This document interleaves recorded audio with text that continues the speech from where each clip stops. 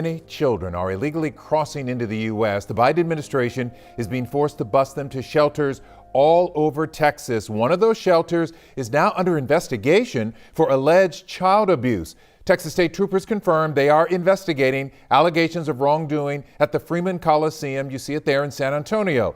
That emergency shelter opened last month and can hold up to 2,400 teen boys. Governor Greg Abbott says the state received 2 complaints alleging 4 things: that children are being sexually abused, there's not enough supervision, that some children are not eating, and there's no separation of children who have COVID-19. A similar facility for girls opened here in Houston last week. Melissa Correa, they're live because some Democratic members of Congress just took a walk through that site. Melissa? Hey there, Len. Congress members Lizzie Fletcher, Al Green, and Sylvia Garcia toured the facility. 450 teen girls from various countries are being held inside. We're told that cell phones were turned off in order for the tour to happen. So Sylvia Garcia is telling us what she saw. We saw many of the little girls, and it just looks like, they're okay. They're not on the floor. They're on FEMA cots.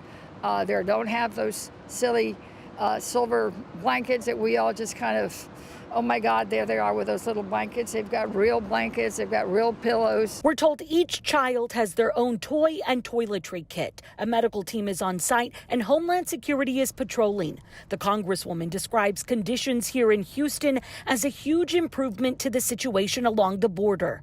As for Texas Rangers investigating allegations of misconduct at an emergency site in Central Texas, we hear in San Antonio is very, very disturbing.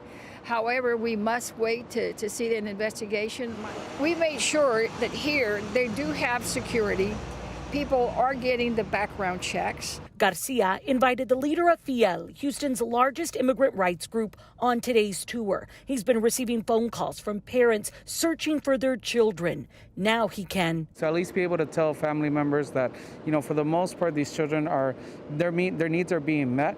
There obviously could be room for improvement. The National Association of Christian Churches is being paid by the federal government to care for the undocumented children. Garcia wants the girls here to get time outdoors and be fed culturally relevant meals. But we as members of Congress must still have the oversight. We must still come and check because ultimately it's on our watch in our own backyard. Congresswoman Garcia also wants to see more staff working at this facility that went from 0 to 400 children in exactly 1 week. Live in North Houston, Melissa Correa, KHOU 11 News.